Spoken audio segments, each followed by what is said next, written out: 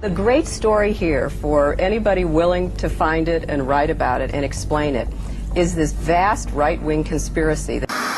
It's no secret that we're going up against some pretty powerful forces that will do and spend whatever it takes to advance a very different vision for America.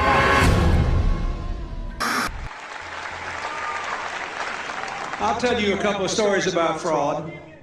She didn't just delete tens of thousands of those emails, she wiped the server clean. Personal emails are my personal business.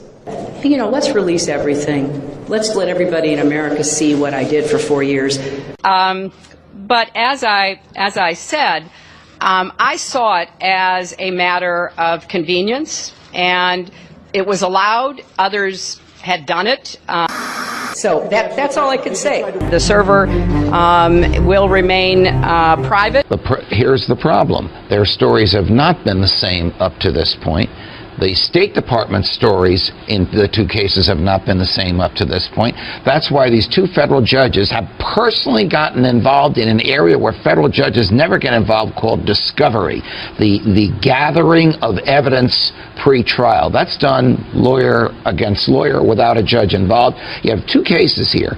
One a federal judge appointed by Ronald Reagan, one a federal judge appointed by Bill Clinton, both saying the same things about her. There's too much deception here. Mrs. Clinton, when you speak to me, you will certify under penalty of perjury that you're telling the truth.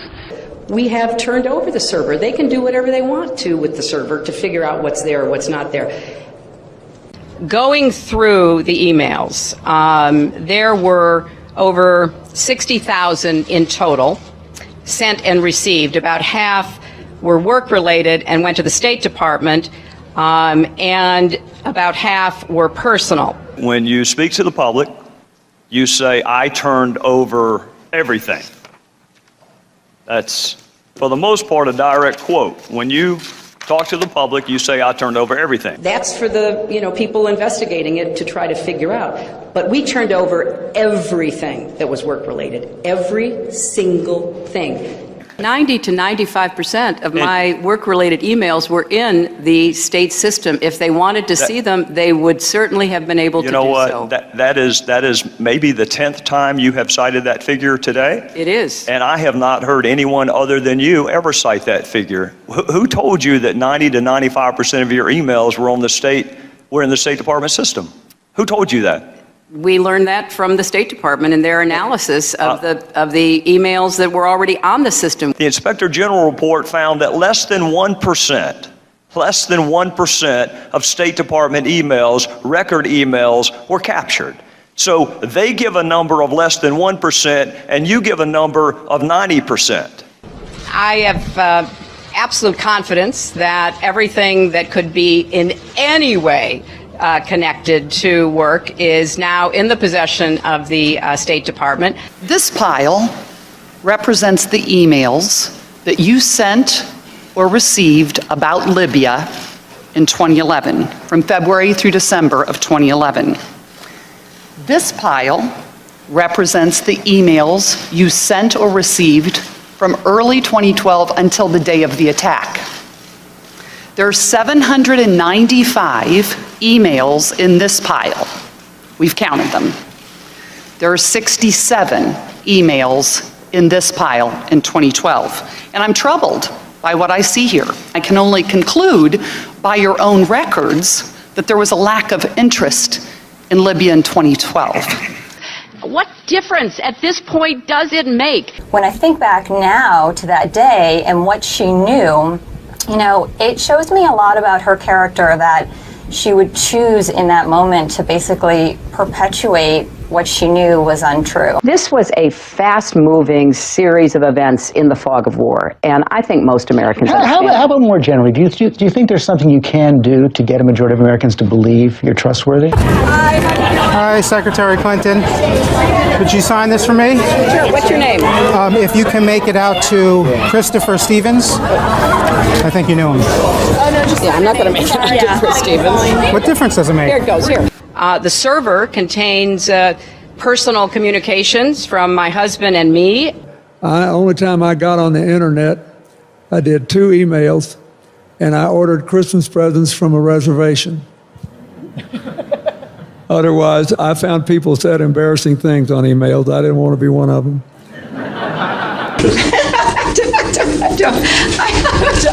I mean, and how many angels dance on the head of a pin? I have really nothing to. I mean, how do you answer that? I feel sorry sometimes for the young people who, believe this. They don't do their own research. I am so sick. I am so sick of the Sanders campaign lying about me. I'm sick of it. Do you think New York State should recognize gay marriage? No. No. Okay. I believe that marriage is between a man and a woman.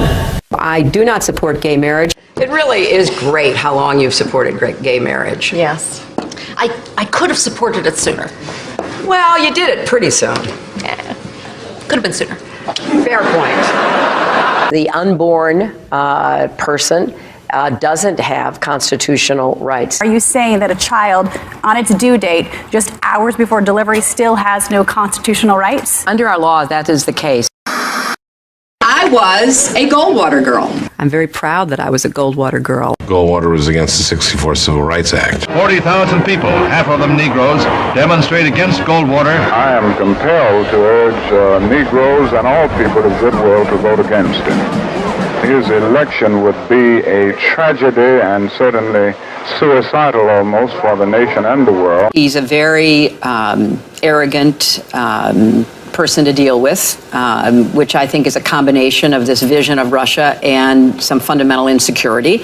I could have told him he was a KGB agent. By definition, he doesn't have a soul. I mean, this is a waste of time, right? Как минимум, государственный деятель должен иметь голову. Mrs. Clinton has never been too graceful in her statements. When people push boundaries too far, it's not because they are strong. I remember landing under sniper fire. There was supposed to be some kind of a greeting ceremony at the airport, but instead we just ran with our heads down to get into the vehicles. Her arrival in Bosnia was not quite as dramatic as Clinton put it. Good to see you. Once again, her memory doesn't match our videotape. She and her daughter Chelsea lingered on the tarmac to greet U.S. military officials. Took photos. There was the group of 7th graders on the tarmac too. And then Senator Clinton walked to the armored vehicle where she did eventually dock and enter. During the parade in which she participated, her campaign roped off reporters so they wouldn't interfere with the candidate. Memory should always match the videotape. I have been a critic of NAFTA from the very beginning. I think that NAFTA is proving its worth. It was one of the highlights of President Clinton's first term, passage of the North American Free Trade Agreement, also known as NAFTA. Critics blame NAFTA for the loss of manufacturing jobs in industrial states, including Ohio and Pennsylvania. Hillary Clinton helped get NAFTA approved. She held at least 5 meetings to strategize about how to win congressional approval. She helped the White House block opposition from labor and environmental groups, and she was the featured speaker at a crucial meeting. Participants in that event said, quote, her remarks were totally pro-NAFTA. Was NAFTA a mistake? NAFTA was a mistake to the extent that it did not deliver on what we had hoped it would. Your opponents are saying that that's really part of a larger pattern with you, that you often avoid taking firm positions on controversial issues. They are going to people showing videos of Donald Trump insulting Islam and Muslims in order to recruit more radical jihadists. Fact checkers have said that she was wrong. All my grandparents, came over here, and turns out only one was an immigrant, 3 were not. And then, frankly, there are those who are saying the best thing that could happen to us is be attacked by somebody.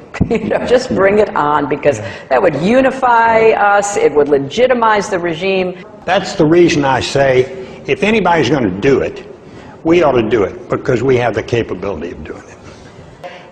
We're not going to give anything up, and in fact, we're going to provoke an attack, because then we will be in power for as long as anyone can imagine. I represented New York, and I represented New York on 9/11.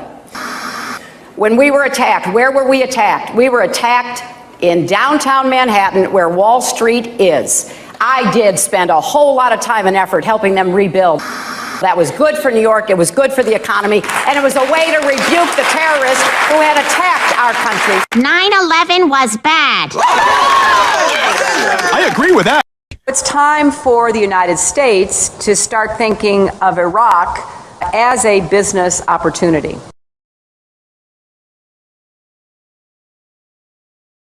Hi, Secretary Clinton. Will you release a transcript of your paid speeches to Goldman Sachs?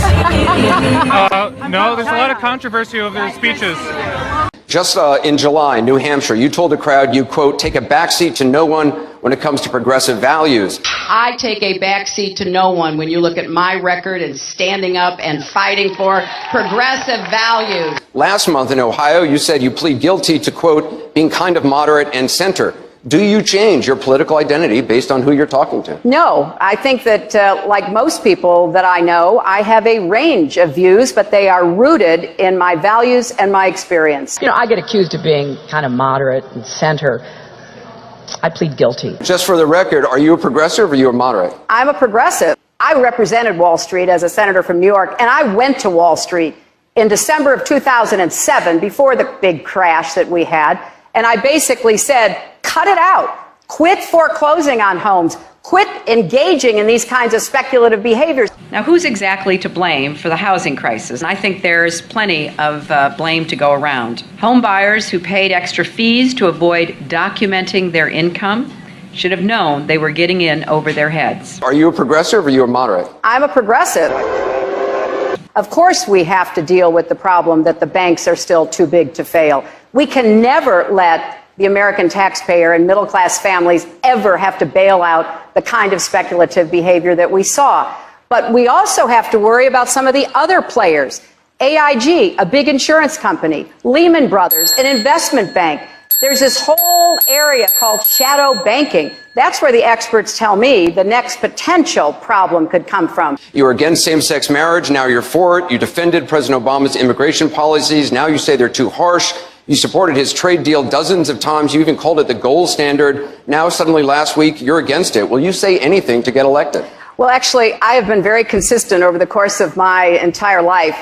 Time and time again, you hear one thing in speeches, and then you see a campaign that has the worst kind of tactics, reminiscent of the same sort of Republican attacks on Democrats. Well, I am here to say that it is not only wrong, but it is undermining core democratic principles. Since when do Democrats attack one another on universal health care? I've looked at the legislation that Senator Sanders has proposed, and basically he does eliminate the Affordable Care Act, eliminates private insurance, eliminates Medicare, eliminates Medicaid, TRICARE, Children's Health Insurance Program. This is what drives people crazy. It drives them crazy. You know, why not just come out and lay it out? This is what makes people distrust not just these politicians, but Washington, but the administration, but anybody who even raises their hand and testifies under oath, believing you're not being straight with me.